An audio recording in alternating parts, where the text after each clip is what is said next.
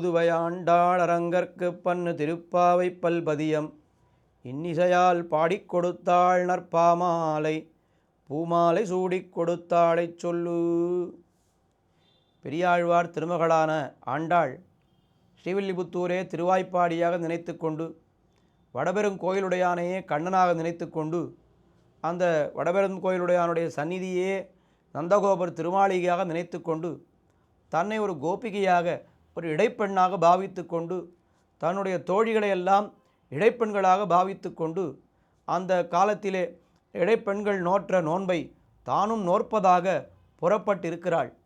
முதல் பாசுரத்திலே நோன்புக்கு வாய்த்த காலத்தை கொண்டாடினாள்.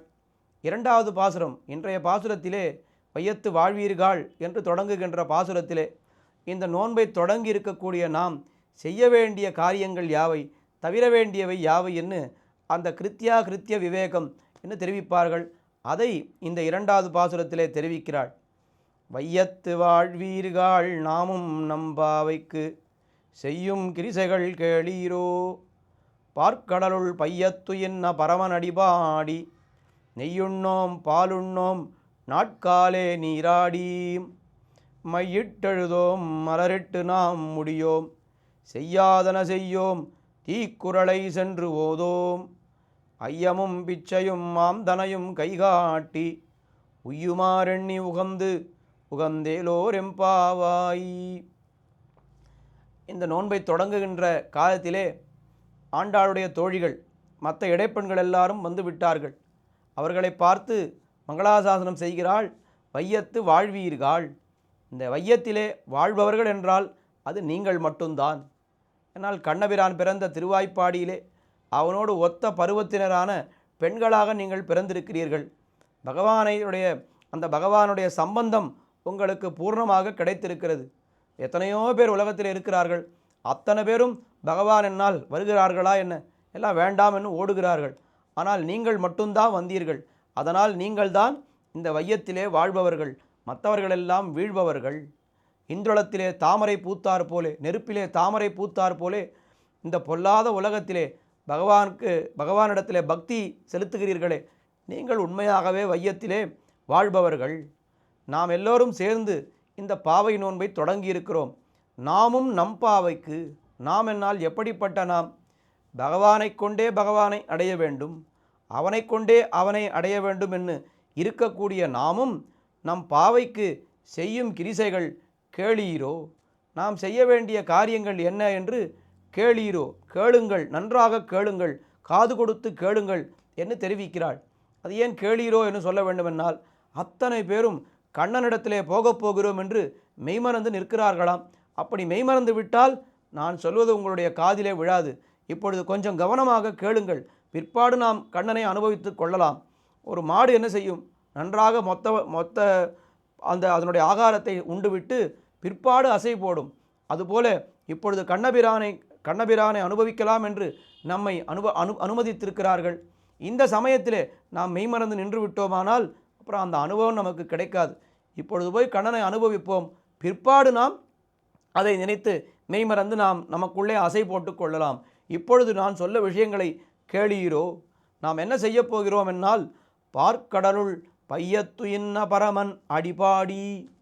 பார்க்கடலிலே, திருப்பார்க்கடல் என்கிற இடத்திலே முதல் பாசுரத்திலே நாராயணன் என்று அவன் பரமபதத்திலே இருக்கக்கூடிய நிலையை தெரிவித்தாள். இந்த பாசுரத்திலே பார்க்கடலில் பையத்து இன்ன பரமன் என்று திருப்பார்க்கடல், பரமபதம் என்பது ரொம்ப தள்ளி இருக்கிறது. திருப்பார்க்கடல் இந்த லீலா விபூதியினுடைய எல்லையிலே இருக்கிறது, கொஞ்சம் அருகிலே இருக்கிறது என்று சொல்ல வேண்டும். எதற்காக எம்பெருமான் அங்கே இருக்கிறான் என்னால், அடியவர்களுடைய கூக்குரல் கேட்டால் உடனே ஓடி வந்து அவர்களுக்கு உதவ வேண்டும்.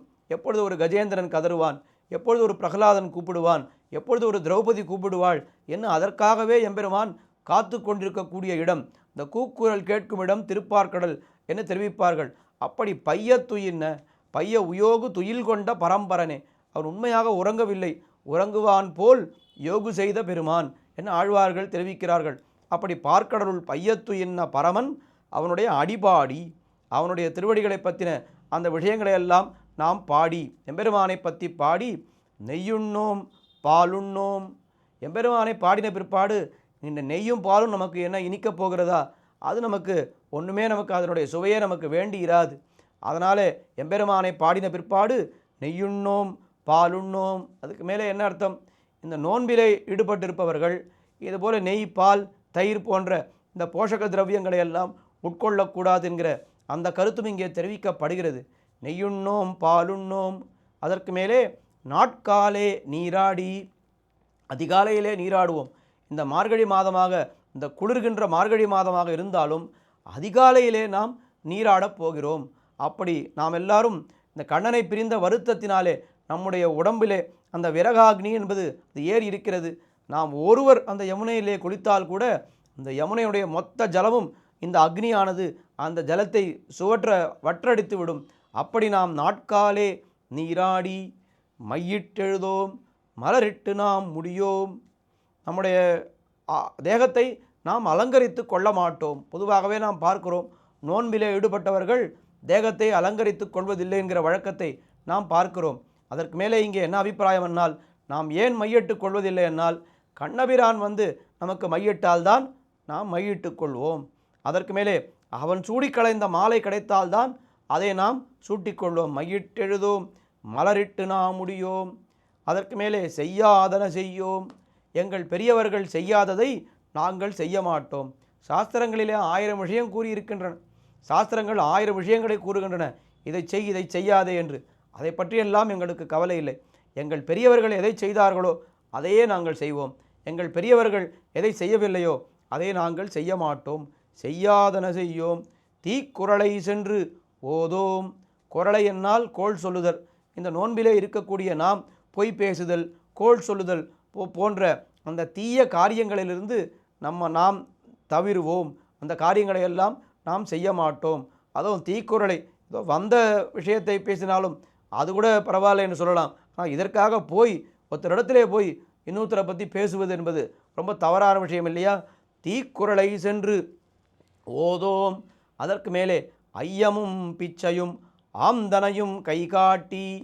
ஐயம் என்னால் உயர்ந்தவர்களுக்கு நாம் செய்யக்கூடிய சம்பாவனை, பிச்சை என்னால் தாழ்ந்தவர்களுக்கு நாம் செய்யக்கூடிய தானங்கள், அதற்கு பிச்சை என்று பெயர். அந்த ஐயமும் பிச்சையும் என்ன ஒரு அர்த்தம்.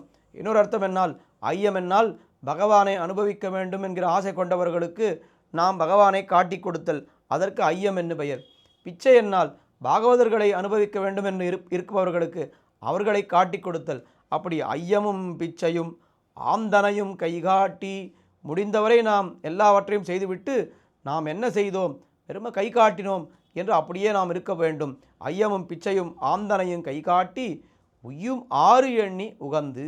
இப்படி இத்தனை காரியங்களை எல்லாம் செய்து நாம் உய்யப்போகின்ற அந்த வழியை நினைத்து நினைத்து உருகி நாம் உகந்து இந்த மார்கழி நோன்பை நாம் கொண்டாட வேண்டும். இதை நாம் அனுட்டிக்க வேண்டும் என்று இந்த 2வது பாசுரத்திலே அந்த நோன்புக்கு வந்த பெண்களை பார்த்து நாம் செய்ய வேண்டியவை யாவை, தவிர வேண்டியவை யாவை என்று அந்த விஷயத்தை எல்லாம் 2வது பாசுரத்திலே ரொம்ப அழகாக தெரிவித்தாள் ஆண்டாள் நாச்சியார். ஆண்டாள் திருவடிகளே சரணம்.